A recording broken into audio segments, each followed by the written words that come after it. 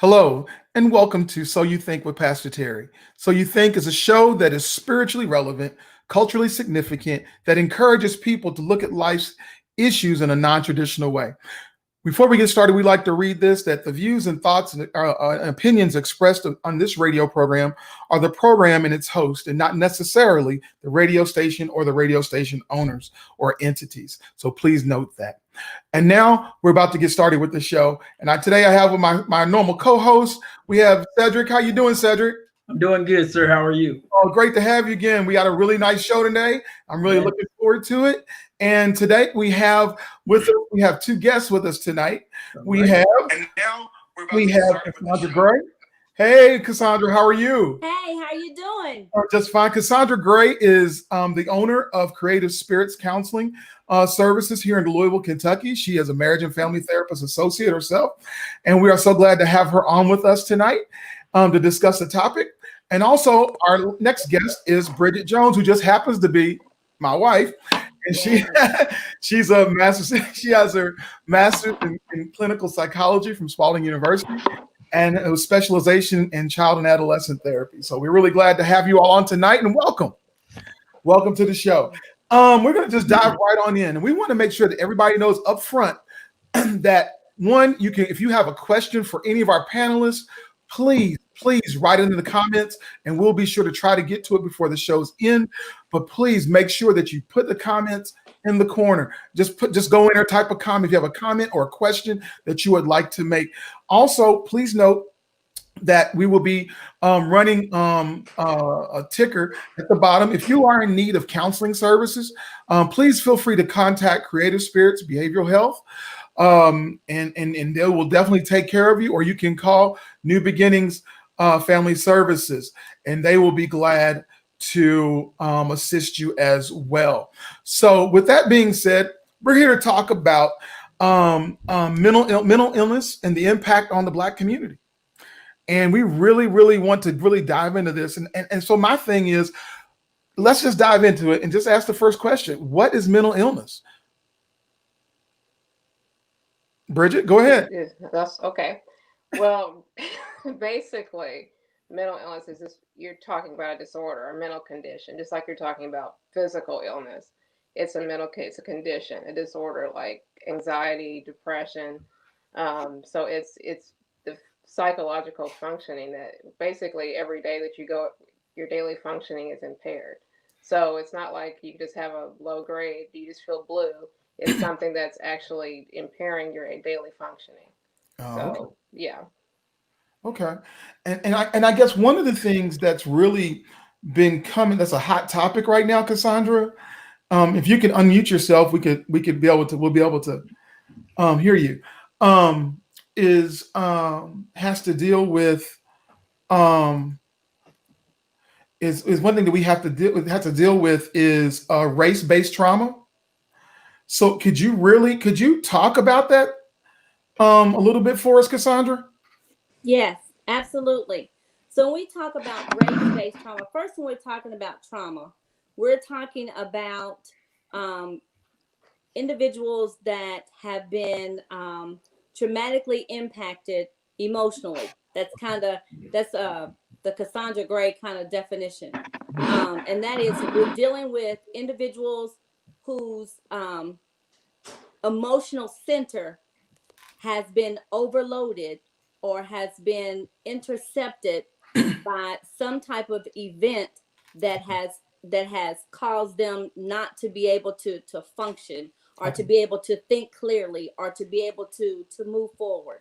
Okay. So when we talk about race-based trauma, we're talking about looking at a systemic way of impacting individuals from a particular minority group, and using the systems.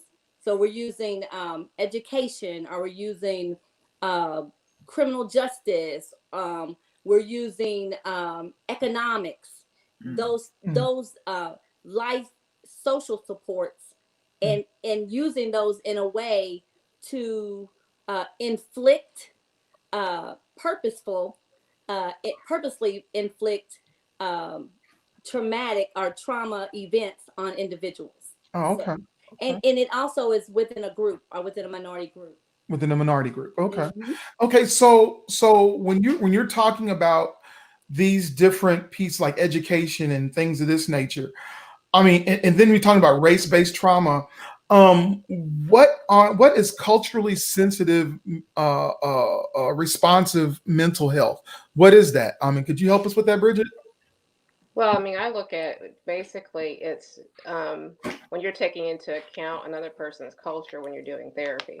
So, or any type of intervention, you're actually taking into account what that particular person's culture, and you're taking into account you're looking at their background, and you're not just going off of what you personally as a therapist believe, but you're taking into account that other person. So you have to be basically really mindful of that when you are doing counseling with someone. You're actually looking at the fact that their background is not like mine. So, When I'm talking to someone, I'm actually taking into account this is their way they're speaking. This is the way that they're looking at the world. It's not the way I'm looking at it. okay. So it's basically being responsive to that particular culture. And Okay. so when we look at people who are African American, a lot of times when they're going to a white therapist, they have to be really trained and understand exactly what when they're talking to someone, exactly what they're dealing with. Because Okay. you can't look at it from my European mindset and my Why white would that be a mindset. problem? I mean, why would that be such a problem for a person of color or a child or an adult? It would be. Go ahead. No, you I'm go sorry. ahead. No, go ahead. Go ahead, There's Cassandra. different Yeah. type of cultural nuances that we all, experience especially as African Americans. There's certain things that goes on within our culture. And I'll give you a really good example. Today I saw a young lady and she came in and she had experienced trauma. She witnessed violence within her home and with one of her within her relationship. Okay. And she went to a white therapist, and she felt that the white therapist there automatically stereotyped her as, well, we know violence typically happens within the African American community and the African American culture. Mhm. And because of that stigma, the young lady was uncomfortable to even unpack, Okay. what had happened, how it happened. She really felt judged or prejudged, Okay. by the therapist just based on her, stereotype. Instead of exploring with her what could possibly be, she automatically assumed, different things about her. And so it really made her uncomfortable. So when we start talking about looking at cultural differences, that's important to be able to understand that person's race, that person's ethnicity, that person's culture in which they come from, that person's experiences, and being able to help from that lens versus going with a stereotypical assumption of what you think about the individual. Okay. Okay. And you also have to be careful that you don't lump all Black people in the same category. Right. So Yeah. when you're even talking with, like I've talked to students, and you can't always assume that you understand just because someone lives in this area or someone had this background, you can't make any assumptions there. So we have to be very careful of that as well. Wow. Wow. Okay. Cedric, do you have a question? Not right now. I'm taking it all in. Taking it all in. Taking it all in because I've got some things in the back of my mind, but Okay. Okay. Okay. Well, I guess, like, what are some of the effects of mental illness that you all see in the Black community? Race-based trauma pieces that you see, whether it be with children or adults. I mean, what have you all seen? What are you all seeing? So some of the things that I've been able to see is people worrying, extreme worry, people feeling overwhelmed, Okay. lack of confidence, like not having confidence in yourself, Right. believing that the greater community in which you come from doesn't believe in you either. Irritability, we see depression, Okay. alienation, isolation, fatigue. Believe Yes. it or not, on the physical side, we see people dealing with headaches, upset stomach, and a lot of the different diseases that causes the disparities within our communities are actually, a lot of them are accumulated based on, mental health or mental issues Oh, okay. that have been imposed or superimposed on the greater community. Okay. Yeah. And I've Okay. seen a lot of students very angry, A lot of a anger. lot of anger, and Yeah. Wow. and the next thing you know, there's violence, and the fighting, and the Yeah. anger. So Oh, I see a lot of that, and a lot of students will a lot of times automatically believe that that teacher or whoever is against them, and sometimes they may be actually be, but sometimes they're not, and so often they may actually just get into a place where they'll assume that's happening, and it turns into something bigger, or they'll get angry with another student, and the next thing you know, there's a fight or there's some violence. There's just so much anger that's built up over time. Yeah. Yeah. Wow. And Wow. also, Terry, with adults, you're very suspicious. Like, you're not trusting, you don't trust others. It's hard to trust. A lot of times you feel scattered. A lot of times you feel distracted. Okay. You also feel like, and I've noticed this with a lot of my clients, of self-sabotaging yourself. When we start talking about, African American specific, those are some of the things that we see it, even in our adults. Yeah. Judgmental of yourself and others. When you accomplish great things, you're unable to give yourself the pat on the back or the kudos, because not sure that you even deserve it, or that it's really you. Right. A lot of our community struggle with what we call imposter syndrome, where you feel like, you've accomplished the world, but you feel like I haven't really done Wow. anything, or it's not really all that much. And that comes from, the cultural nuances and experiences that we experience. Okay. Well, let's take a minute here. If anybody is watching us live right now and you have a question for any of our panelists, please feel free to go to the comment box. It won't even show your name. It just shows that there's a comment there, and we will get that question answered tonight. Please take advantage of this right now. Again, just go to the comment box, put a comment in, and we'll be glad. And it comes across anonymously, and we'll be glad to ask the panelists those questions. But we are really having a really good discussion. Bridgette, what are you seeing anything else? Or better yet, how has this whole COVID piece played in the increasing the impact of mental illness and whatnot upon children and adults? I mean, you just have the stress of it all. You have parents not working, or if they are working, they're working maybe a couple of jobs trying to make ends meet. You've got NTI, you've got students at home working, you're on the screen all the time. It's not your ideal. You don't have the social interaction anymore, Right. and that causes more stress. The engagement's low because, like I said, you're not with your friends, you're not doing the typical school. So because of that, that causes a lot of extra stress. And then parents are trying to help their kids Okay. navigate all of this technology and everything, and they're trying to work and have other kids that are doing the same thing. So that adds to the stress. Wow. Yeah. Wow. This is really, so basically what you're saying, all this compounds upon each other and just gets to the point to where either they're gonna act out or they're gonna act in. So we're seeing a lot of acting out, but what about what happens when you see people acting in? What do you see? What are you seeing? Depression, self-harm. Yeah. You get a lot of that. Drinking, substance abuse. I mean, you just, like Cassandra said, just sabotaging yourself. And so you get a lot of that, especially with COVID right now. There's worry and anxiety because you're wondering, am I going to get it? If this person coughing on me do they have it? So you're going through all those things in your mind.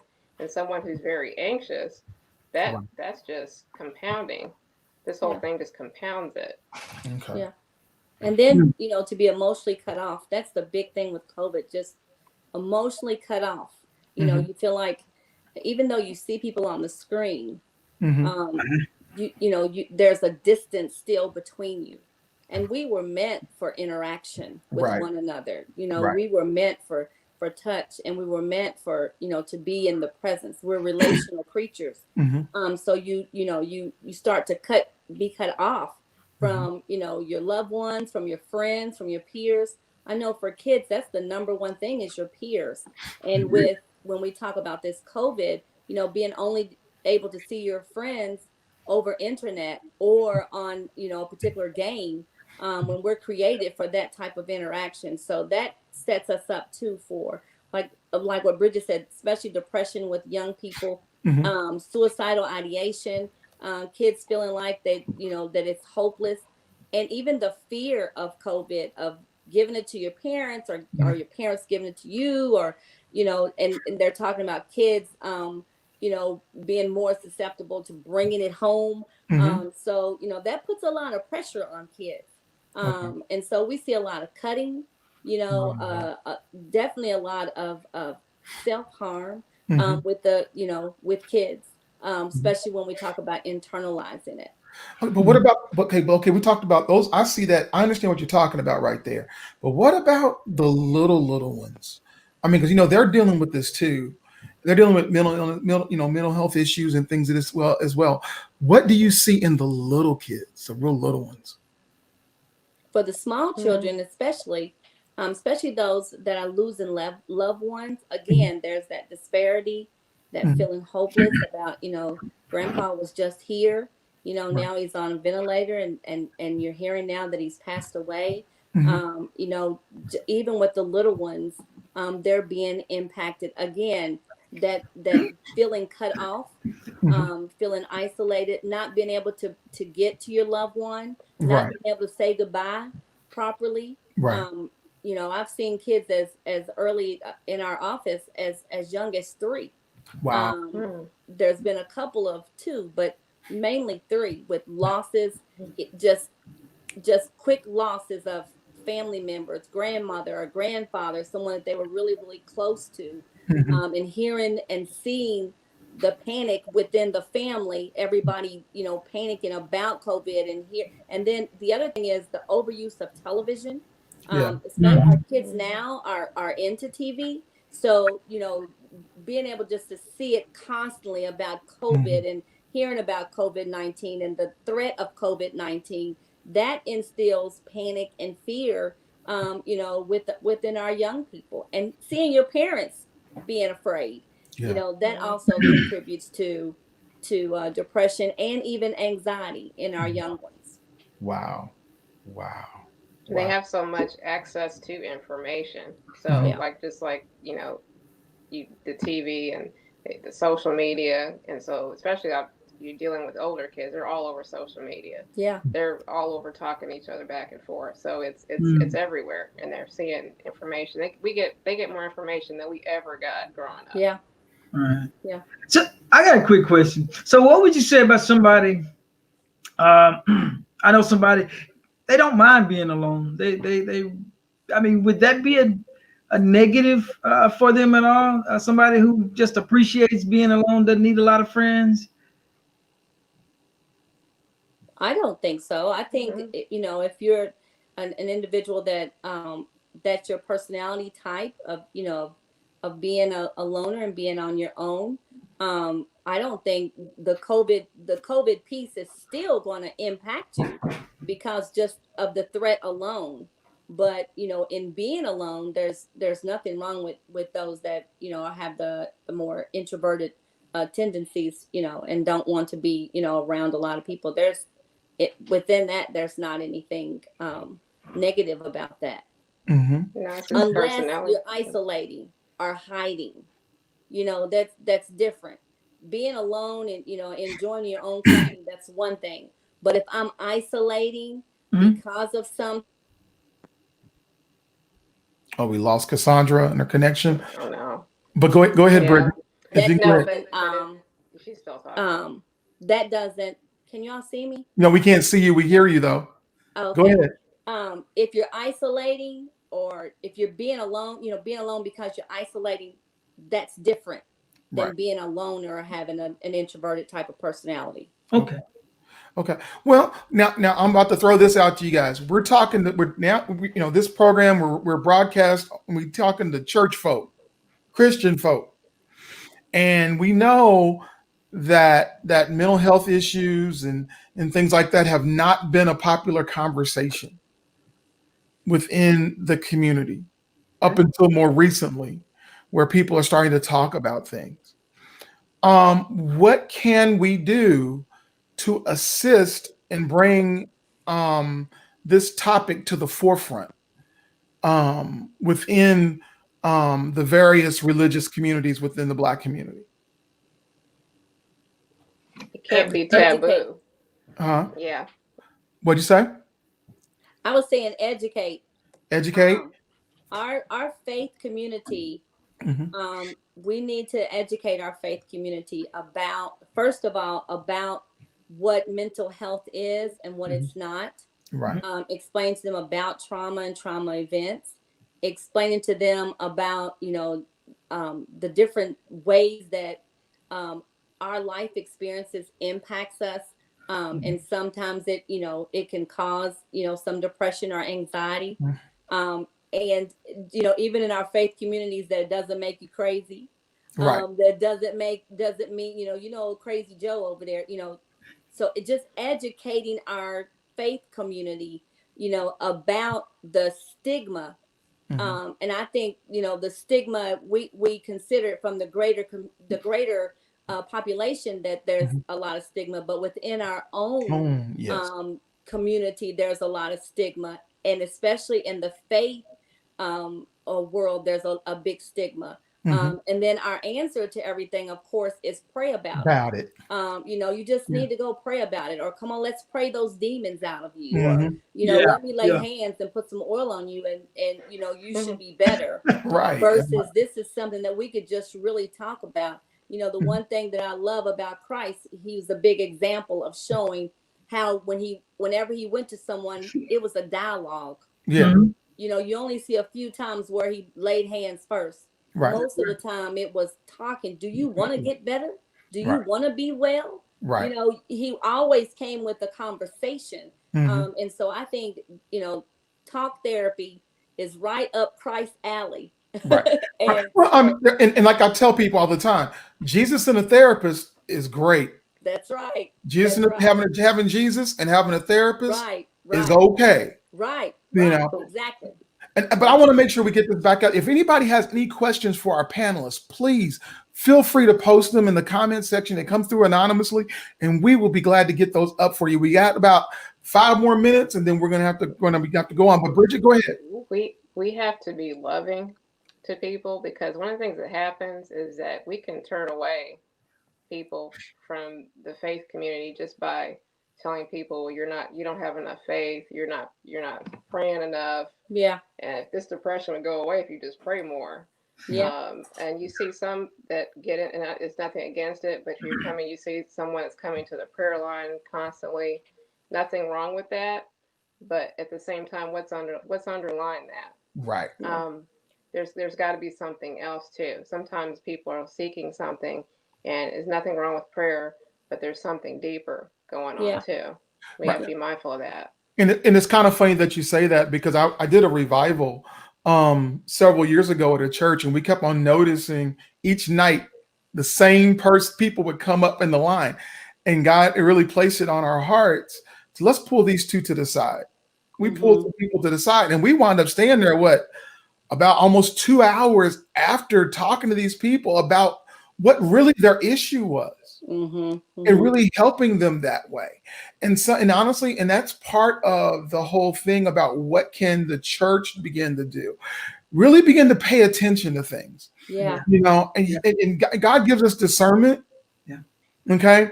But we really need to pay attention to things like that. Like what Bridgette said about, if you notice people coming up and all, it's great. We have prayer, but maybe you want to talk to them after worship. Yeah. Where you can just sit down and just have a one-on-one, because those are just things that really, again, that demonstrate Christ's principle, like you were talking about, Cassandra. He was conversational. It was conversational, and being able to strike that conversation to help people to address the root cause of what's really going on. That's the main thing. Yeah. Yeah. Mhm. And I love the way Bridgette put it. It's the conversation with compassion. Yes. You know, you got to have some compassion in there. You know, that young lady that keeps coming in and she seems angry, or, you know, you notice a few scratches here or a few scratches on her face or whatever. You know, those are things to take note of, to be able to really take a look and ask the questions. I know the traditional pastors back in the day, you know, if a woman would come in and say, you know, my husband's we've been fighting and he's been hitting on me, you know, they would tell her, well, sister, you need to go home and just pray for your husband, you know, and just, you know, lift him up and, you know, encourage him more. Or, you know, a lot of times in the some particular denominations where it's about submitting to your husband and this submission piece, you know, it's okay to submit in a sense, but not to the point of you becoming a enslaved to your mate. So just some of those things, just really being able to unpack that and really talk about it. Because those are things that we don't really talk about in the, you know, in the body of Christ. We don't. Right. I mean, this is honestly, thank you all so much. Thank you all so much for being with us and sharing and really helping us what we need to do, understand what we need to do to hopefully create an environment within the body of Christ, within our faith communities, where people can feel like they can come and one, receive love, but also be able to begin to unpack some stuff. But understand, your pastors are not mental health professionals. Right. A lot of them are not. Let's say that I want to put that out there right now, because a lot of pastors try to pick that up and try to meet with people every week or every 2 weeks to discuss these issues. That's the reason why we have other like professionals like Bridgette and Cassandra on here who really provide these services in the community. If you are in need of therapy, if you are in need of help, don't throw that all on your pastor. You can talk to your pastor, but also pastors, if you're watching, make a referral out. It's okay to refer to a professional. Don't fall for the okie doke where you feel like you got to be everything to all people. No, you're not God. Right. Or please refer them out to other professionals. So we just want to leave that with you tonight. Thank you all for joining us on So You Think with Pastor Terry. And thank you, Cedric, for helping me again. Thank you for being my good co-host. Bridgette, Cassandra, thank you all for joining us. And join us next week as we will be talking about, so you think that we weren't going to talk about the evangelicals hijacking Christianity and making it a political issue. We're going to get it on hard next week. So join us on Monday. We also know that you'll be able to hear this, the podcast of this on Thursdays at 6 p.m. on the Simple app and just type in Envision-Radio and you'll be able to hear the audio of this. But thank you all for joining us and have a great evening. All right. Have a good